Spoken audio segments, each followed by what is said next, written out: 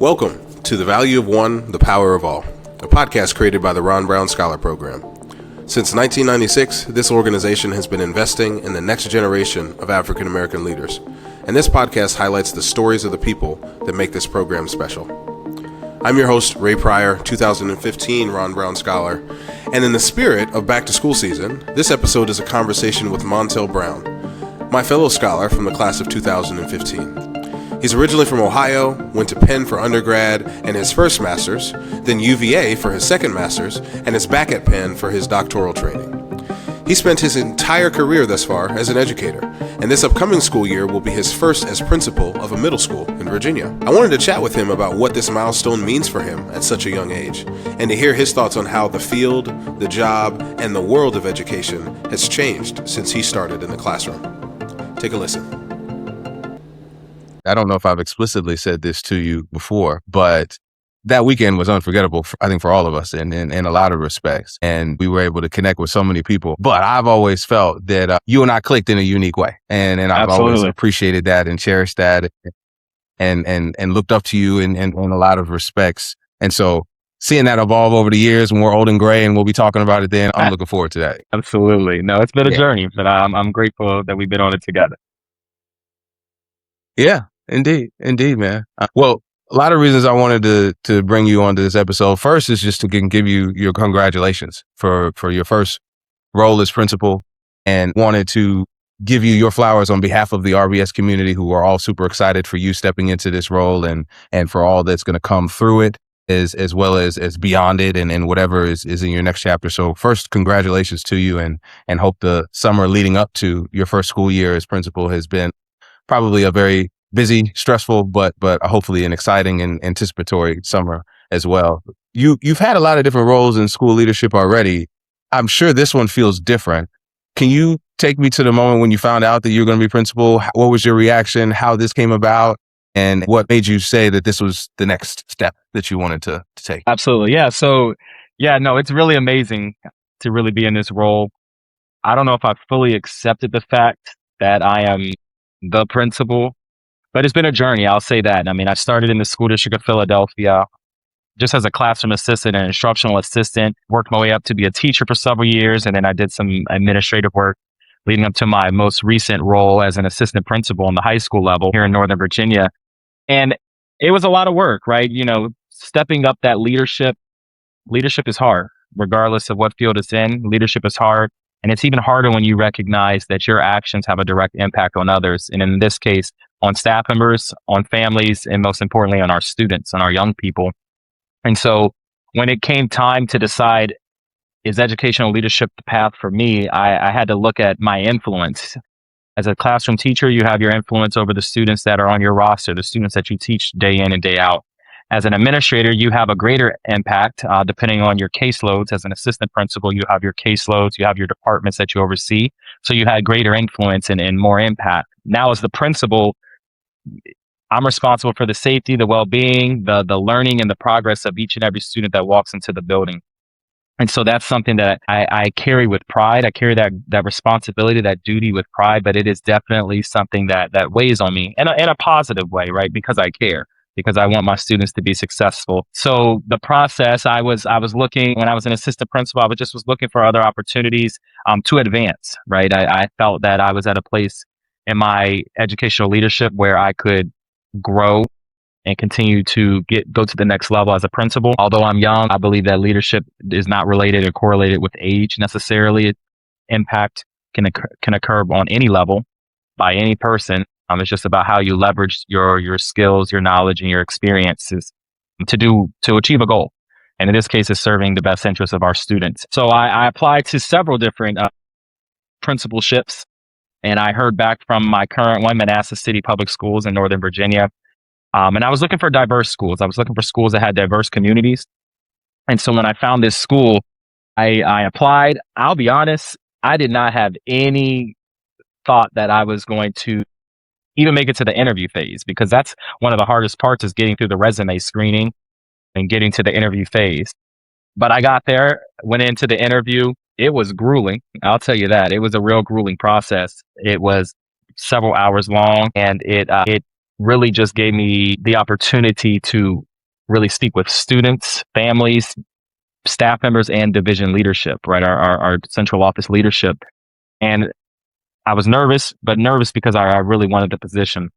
So did that, went through several rounds of those interviews. And then I got a call later that evening saying, hey, we want to bring you back in for a second round or for a next round interview. And so I came in, I met with the superintendent, met with the deputy superintendent, and we chatted. They talked to me. And then at the end of that conversation, they said, hey, we want to bring you on board. We're going to make you an offer, and we want to bring you on board as the next principal of Baldwin Intermediate School. And from there, I was in shock. I'll be honest. I was in absolute shock. I was not expecting that, but I was so grateful. So I told him, I said, hey, can you give me a little bit of time just to reflect and to think on this and process it? They gave me the time, and all I needed was the night. And then that next morning, I called them. I said, hey, I'm ready to do the work. And so from that point forward, it was amazing. Just thinking like, hey, I'm about to be a principal before the age of 30 at that. And so it's really something that is really important to me. And just knowing that I have this next opportunity, I'm really looking forward to this journey, truly. Yeah, well said, man.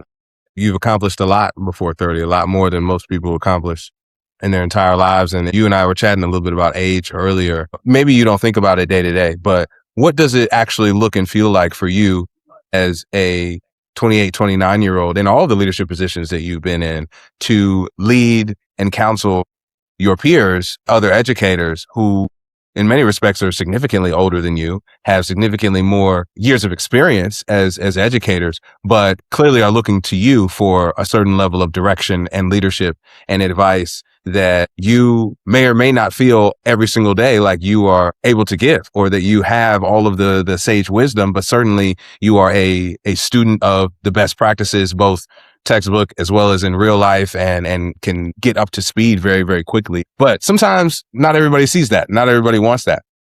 So can you share a little bit about how you've been balancing being in such a high leadership role so young, and how you kind of manage those relationships with people for whom that might not feel as natural as if it was the other way around? Absolutely. Yeah. So that's definitely been a major factor, and just in my leadership, especially in these most recent years, where I've served as an assistant principal, a dean of students, in these just administrative roles. And many, if not most of my staff are older than me and have more years of experience. And that's something that I've had to reconcile with. I've come to learn that at the end of the day, leadership is not correlated with age necessarily, right? My impact is going to determine my leadership. My ability to build coalitions is going to determine my leadership. At the end of the day, the authority comes with the title, but the credibility comes from the work. And so that's something that I've really been operating by. People are going to see that I am the right person for the job, regardless of my age, regardless of what I look like, regardless of where I come from. Because when it comes down to doing the work that matters, which is doing what's best for our kids, which is leading, which is shaping policy, which is guiding instruction, which is providing feedback and coaching, I'm going to do it, and I'm going to do it well. That's my goal. And I also recognize and show some intellectual humility in knowing that I do not know everything, and no one does. And accepting that fact is something that I think is really important for a good leader, is knowing that we don't know everything. But what I do know is I know who I can call on. I know how to look it up. I know how to pull on my resources, leverage my network to find answers and work as a team collaboratively to solve problems and issues that arise. And so that's been something that I've continued to work on. And I put it behind, I at this point, it's an afterthought, right? Of, okay, well, these people are older than you, or these people have been in the game for longer than you.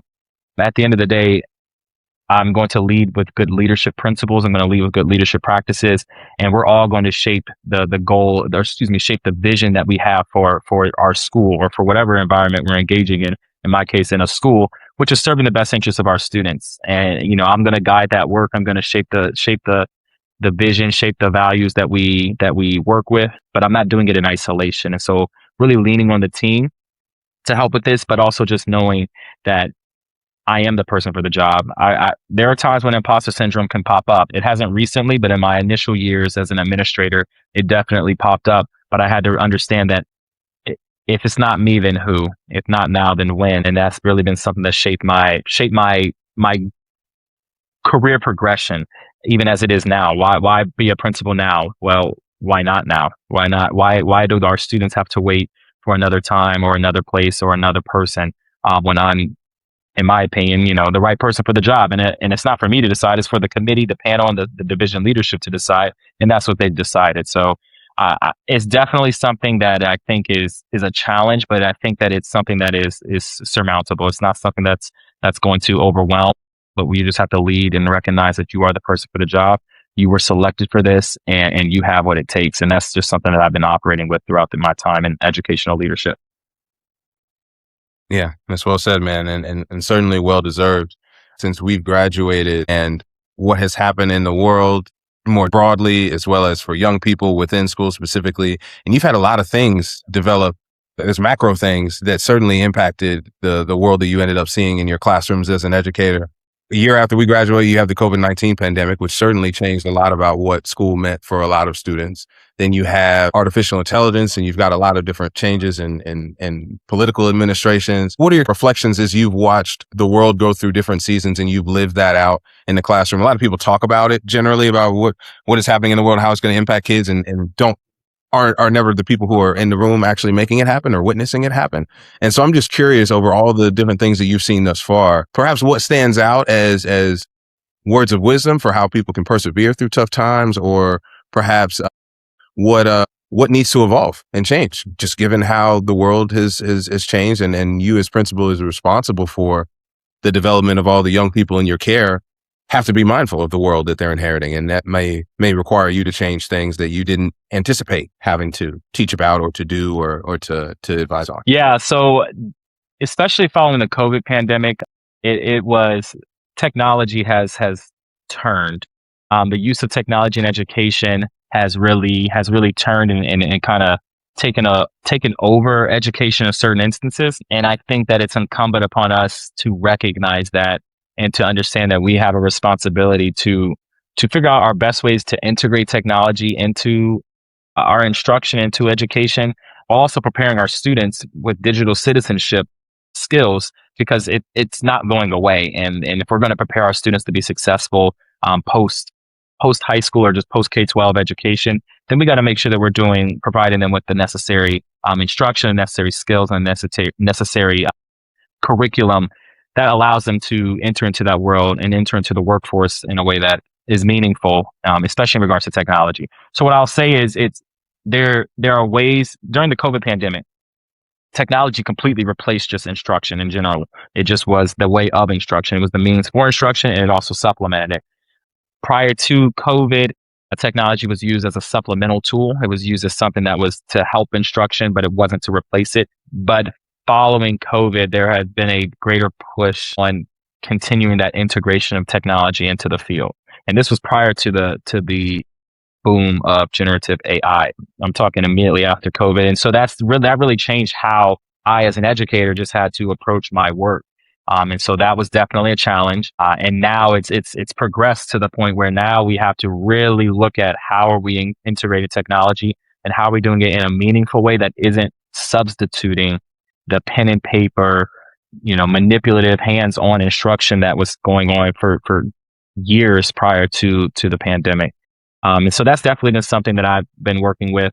I know in recent times, the boom of AI has become a major, at this point, even a political football, in the sense of school boards are trying to tackle, how do we ensure that our students are learning in the way that they should, but also gaining the skills necessary for AI, but the students are using it appropriately, because there are times where students are using AI to just completely do their assignments, completely replace their actual learning and instruction. And so finding those ways to balance that has definitely been a challenge, but we've been able to persevere through these changes. That's just something it's in the heart of educators. True, genuine educators have that mindset of, regardless of what's going on, regardless of the surroundings, we're going to do what's best for our students, what's best for our young people. And that's just the mindset that I operate with in everything that we do, because things are going to go wrong. That's just natural. That's just life. But how do we respond? And that's really our responsibility, whether it's in the classroom, whether it's in the hallways, whether it's at home, whatever the case may be. We have to make sure that our students have those skills to be successful And speaking of those skills, I think it's also been really incumbent upon us with just the amount of change and adversity that students are facing, that communities are facing, that we continue to push this character development. So we have a lot of, you hear about social emotional learning and character development programming. That's something that's big for me because we want to make sure that our students are successful. They should know what integrity is. They should know what responsibility is and what it means and what it looks like. We shouldn't be afraid of accountability. Accountability is not a bad thing. It's a great thing, actually, because it means people care about you and they want you to do better because you can do better. And so really building on these skills is something that I think is really important. It has to be done in conjunction with your regular instruction, your English instruction, your math instruction, your regular just content-based instruction, because this is a really important area. And in today's political climate, how do we ensure that we are creating students who are able to think critically and are able to engage in productive discussion and conversation with others, especially those with whom they disagree? So there's many different areas that we're trying to tackle here in education. And it's something that I really appreciate, understanding that we have to adapt to the times. The times are changing. The times are going to continue to change. How are we adapting and growing to make sure that we are doing what's best for our students and serving their best interests? Yeah, man, that's well said. In my brief time in the classroom, I always found that people's narratives around public K through 12 education was like this fixed thing that it has been the same for so long and doesn't change. And certainly that they might be, discussing or trying to bring up certain aspects of it that have rung true for a while. But I felt like it was constant adaptation to environments in the school, to what the students were experiencing, to what might have happened with them at home, to whatever happening in the city, whatever happening in the country. And so I feel like educators naturally have that muscle to bend, to adapt, to react, to make the best of bad situations or unfortunate circumstances. And so I think if anybody is equipped to handle that well in their jobs, educators taking care of our young folks, I think are well suited to. And I'm thinking about you stepping into this role as on the younger side. Some of the parts of the old playbook that a 50 or 60-year-old principal would run may not work anymore. And right now, what Manassas City might not need is somebody who knows the old playbook. What they might need is somebody who can learn the new one and kind of write the new script. And so, yeah, I guess I'm just curious about your reactions to that. Do you feel like a lot of K through 12 educators already have that muscle, that they're already adapting and doing things every single day, and that this is just another iteration? Or do you get the sense that, no, this feels different? This really is a bigger jump than the usual controlled chaos that running a school can be. And we want to make sure that they're supported and trying to make that transition too. Yeah, no, that's a great question. And so I love how you bring up the playbook, because I believe in rewriting it. To be quite honest, I believe that the systems that we have in place, and not just here, just in general in education, the systems that we have in place systems are going to produce the results that they're designed to produce. Whatever the results are, that is what the system was designed to produce, which means we have the responsibility of changing the systems. As times change, we have to really update our systems and change our systems to serve our students' needs, to ensure that our students are receiving what they need for them to be successful. And so that's definitely something on my mind. There are things that I'm going to lean on that have been done in the past just because they're working and it doesn't make sense to change it. But there are other things that are going to just be a better iteration, just recognizing that our environment has changed, but knowing that educators take on a lot, right? So when we're talking about these being adaptable and being able to manage these changes, it weighs on you. There is an emotional toll. There is a mental toll that it takes, because I reckon that I can't say every, but the majority of educators enter into this work for a positive, caring, altruistic reason. This is not just I'm doing this to get a paycheck, because as everyone pretty much knows, the money's not here for educators. It's not where it needs to be. It's more of that, this is my heart, this is my passion, this is my calling, and certain careers just don't have that. And so education is a unique one in that sense. And so because people care so much, it does take a toll. And so it is something that as a school leader, it's my responsibility to make sure that my staff and my faculty and staff are supported, making sure that they have what they need to be successful, making sure that they're taking care of themselves, because this is hard work. This is hard work and it's heart work. So it's not easy. If it was easy, everybody would do it. Many people leave education for a variety of reasons, but one of the reasons is just burnout, just because the current times of education is very, very grueling, especially if you care. And if you're working in an environment where you're working with a lot of historically marginalized communities, such as where my school is, it's going to be even greater, right? There's going to be compassion fatigue. There's going to be the decision-making fatigue that comes on as you're trying to do what's best for your students that sit in front of you each and every day. And so it's definitely a challenge. I don't think this is just the normal chaos or the normal stress. I think that there are additional factors at play here that we're combating. You know, as an educator who has a school that is majority free and reduced lunch, right? We're fighting issues with poverty. We're fighting issues that are outside of the school walls, right? Outside of the walls of the schoolhouse, and still recognizing that we have a duty and a responsibility to ensure that we're educating our students, and we cannot make excuses, because it doesn't help our students when we make excuses. We have to figure out how we're going to best support them in the conditions in which they arrive. And so that's something that's really important, but it's challenging. And so as a school leader, you know, it's my responsibility. It's my privilege also to just support my staff, because when staff are supported, students do well. And so that's something that I keep in mind as I, you know, plan for this upcoming year. And just as a school leader generally, that's something that I always like to recognize and understand and really implement when it comes to my decisions as a school leader. How am I supporting my staff? How can I make sure that they're good to go, so that when those students stand or sit in front of them in their classrooms, they are equally as good to go because their teachers are well taken care of and supported. 11 years ago when we met, we joked, but I didn't think when you said it was really a joke, about a particular role in society you wanted to play. And everybody, I think 11 years ago, saw that was certainly in your future. And I won't break any news, but certainly we know what Montell Brown could do and where he could be, the ultimate pinnacle of what you could achieve. But right now, as a principal at Baldwin, are you even thinking about your next chapter? Are you thinking about where this leads? Is that a good thing for you to be thinking about now? Or do you think that focusing on excellence in the moment is the smarter thing? I'm trying to get into the mind of somebody like yourself who has so much ahead of them that is worthy of getting excited about, and that won't happen by accident, that you're going to need to be thinking ahead in order to make a lot of those things happen. But you've only made the things that have happened thus far by focusing on excellence in the moment too. But I'm sure that splits your brain day to day on how much should I be focused on the next place I want to be principal, when I want to be superintendent, when I want to be governor, when I want to be fill in the blank, right? So I'm just curious about how you think about that and handle that in your day to day when you think about your future. Yeah, no, that's a great question. So I think it's a balance. I definitely always have that long-term goal in mind at all times, just because it keeps me grounded on why am I doing this work.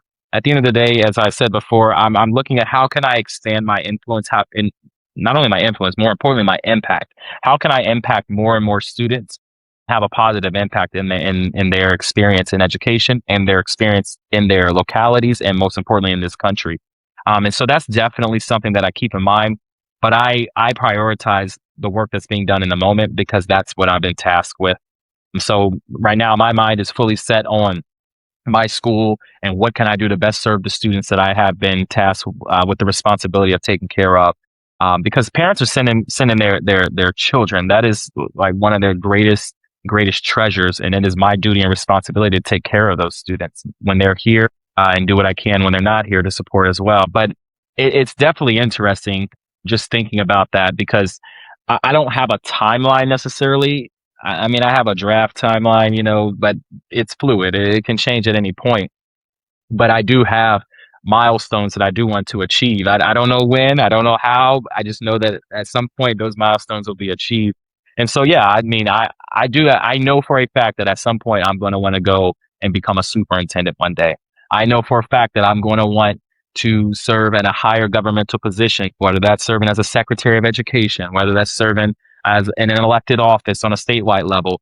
And then eventually, you know, if the cards align and everything works out, if I end up, you know, moving into 1600 Pennsylvania Avenue, then let it be. But that's further down the line. I keep those in the back of my mind, but at the end of the day, in the forefront is the work that's right in front of me.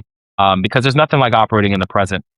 When I reflect back over the years that I've been in, this is now my fourth school and my third school district. I think about the students that I've had the pleasure of having an impact on, whether it's a small impact, they may have one small memory that they remember of me, but that they have that memory. Or it's, some of my students that I've had a closer relationship with that I've served as their mentor or served as their coach or someone that's been a little bit more impactful in their life. Just thinking about the numbers of students that I've been able to have that privilege to serve in that capacity helps me stay focused in the moment, because I know my responsibility and my duty is to those students that I've been tasked with in that moment. So if I'm an instructional assistant or if I'm a teacher, it's in that classroom. Who are those students that are in front of me, or who are those students on that roster that I'm going to take care of and support and help grow?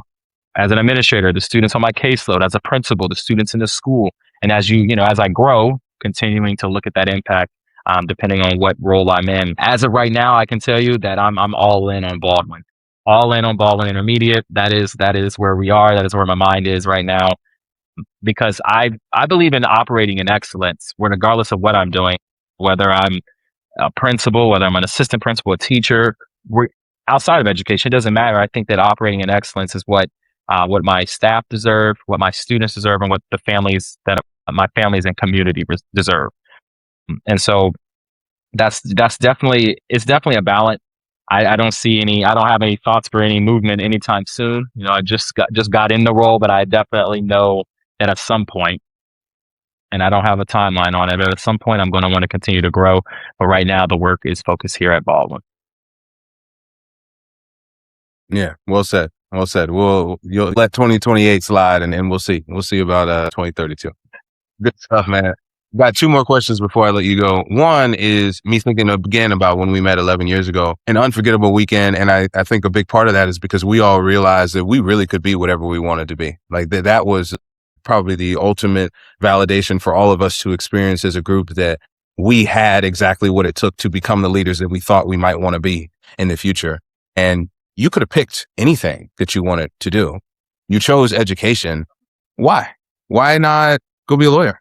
Why not go serve in some other way? Why not join OpenAI? Why not do all of the other things that certainly are possibilities for you, that you have the intangibles to do whatever you wanted to do? What was special about education that you wanted to dedicate this first chapter of your career to? Yeah, it was a crazy story, actually. It's a crazy way to get there, but let me share it. So I had zero intention. So when we met 11 years ago, that was right before freshman year of college. I had zero intention of going into education. That was never even a thought in my mind that I was going to go into education. But what happened was, so I was pre-law all the way. I was also pre-med at the time too. I wanted to get my MD and my JD because why not? But that quickly changed, very quickly.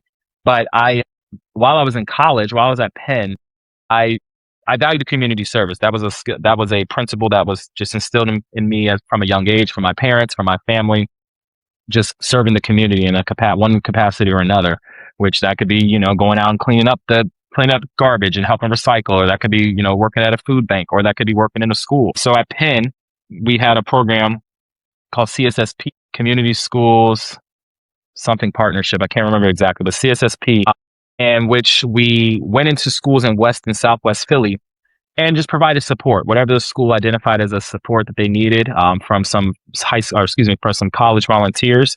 Then we provided that support. And so at the school I was assigned, I was a classroom assistant. So I was an instructional assistant helping with literacy work, helping with young students, first and second graders who were learning how to read, learning their basics when it comes to reading and literacy. And I did that just for the community service portion. I just wanted to give back. At the time, I was still pre-med and pre-law, but I loved it. Working with those young people, I felt something. I genuinely felt something palpable, but I refused. I was like, I'm not going into education. I made sure that was the case. But I had my principal that brought me on there, she saw something special in me. She saw something special in me. And this is once again why I think it's, having this role as a principal is important to me, because it's very important who you put in front of children. It is very important who you put in front of children, because there are times where you can put the wrong person and it can ruin a child's trajectory, because now they are fully disengaged with education forever because of this bad experience. So she saw that and recognized that. And so she saw something in me that I didn't see in myself. So every single day she would ask, are you ready to be a teacher? Are you ready to go into education?